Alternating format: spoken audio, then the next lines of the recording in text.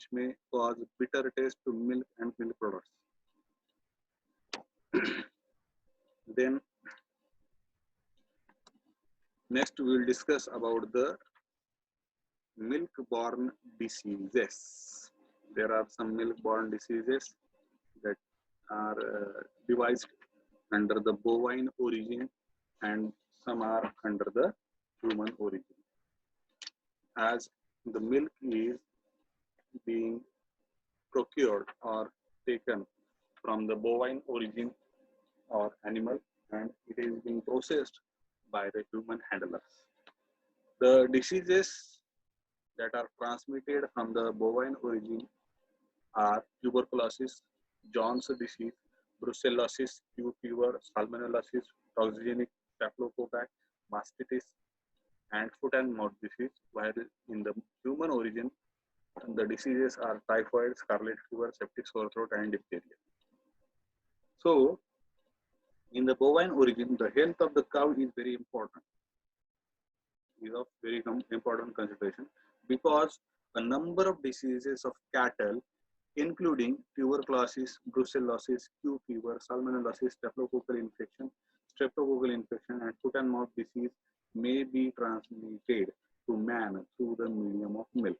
The organism of most of these diseases may get into milk either directly from the udders or indirectly through infected body discharges, which may drop, splash, or be blown into the milk. Tuberculosis, the first disease that is to be discussed. Tuberculosis of cattle is produced by the bovine tubercle bacilli Mycobacterium bovis.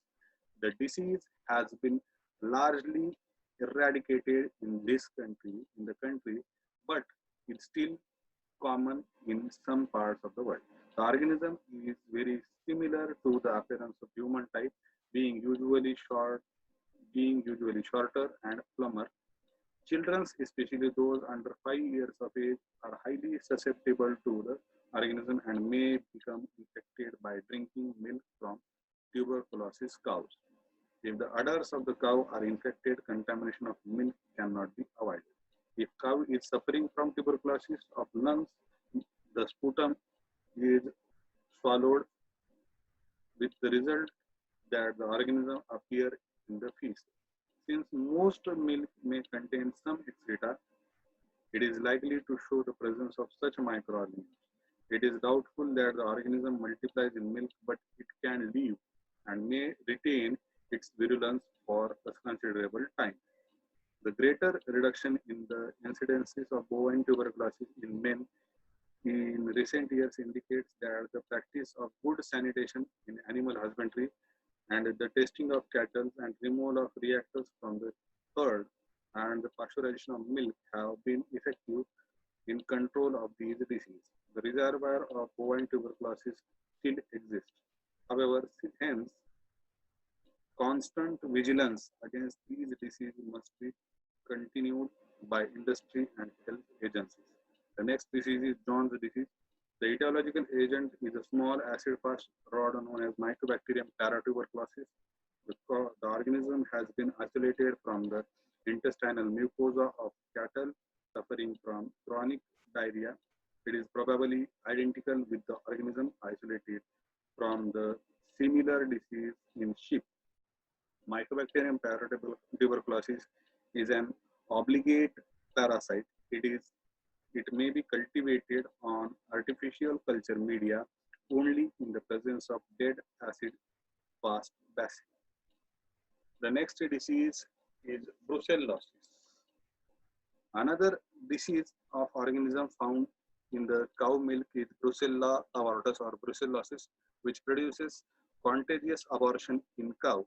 The organism may produce the same disease in sheep, rabbits, and guinea pigs.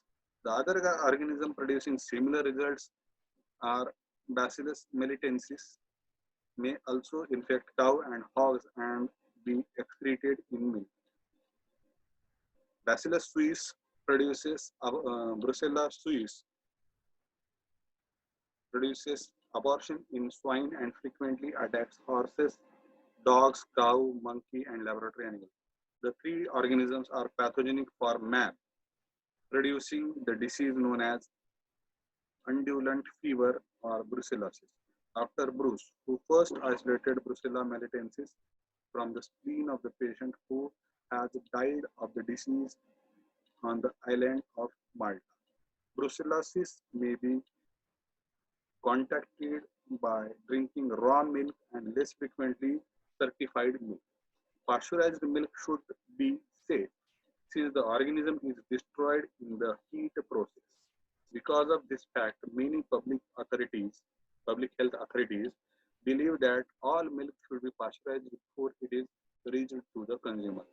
The incidences of brucellosis in human or men increasing at the present time, and a greater effort is required to reduce the extent of infection in cattle and its transmission to men through milk. The next disease is Q fever.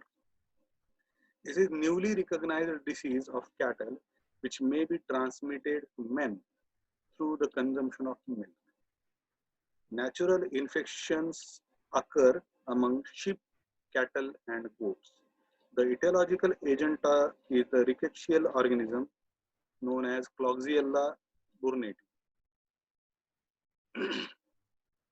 The vaccine has been developed which protects cattle and probably laboratory personnel from infection. Pasteurization of milk is the most practical safeguard against the transmission of disease from cattle or animals to men through the milk.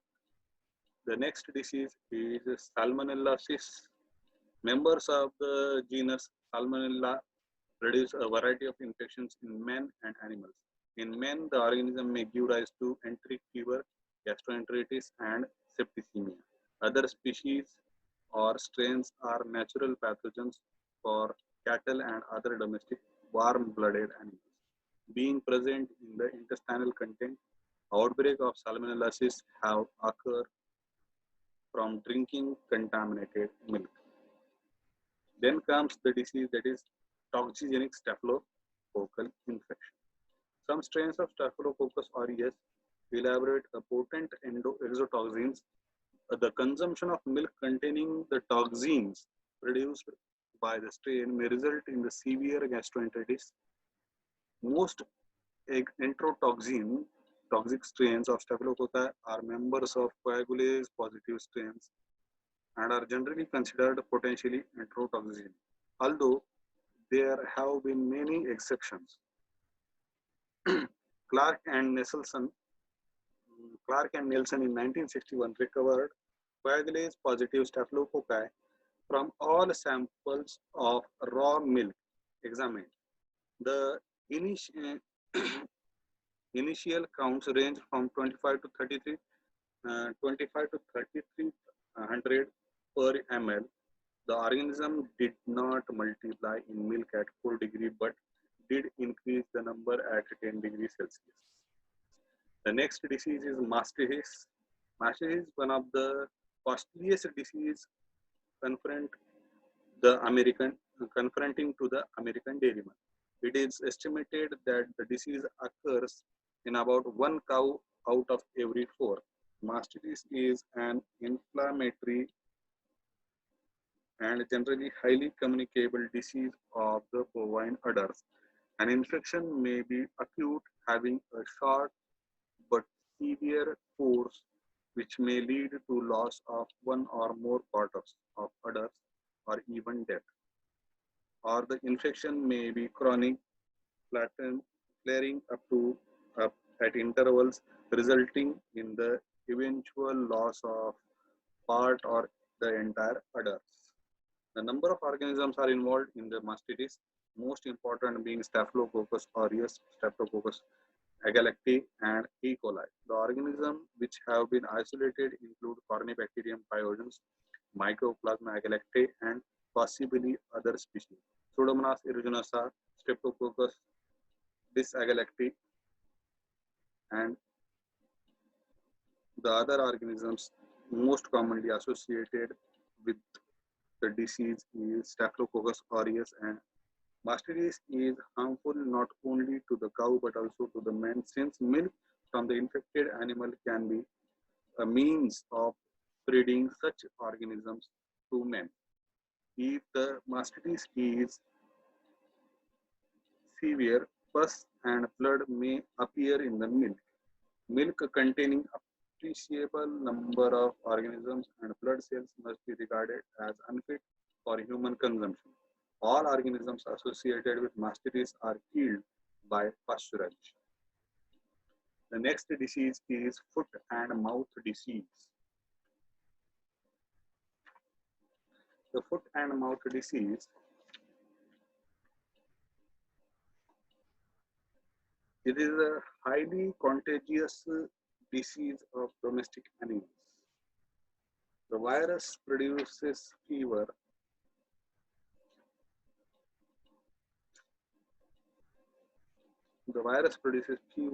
digestive disturbances, and vesicular eruption of the mucous membrane of the mouth, on the skin between the toes, and on the udders or teats of the cow from the vesicles. The virus also has a consistent affinity to all areas of bovine skin, even though gross cutaneous lesions usually are found only in the pedal area. The infection may be transmitted by at feeding and drinking drops, stall, cattle, calves, etc. The virus produces a high death rate among cattle. In men, the disease runs a mild course. Vaccines are now available for increasing the immunity in susceptible animals. One such vaccine is prepared by infecting monolayers of bovine kidney cells growing in flasks.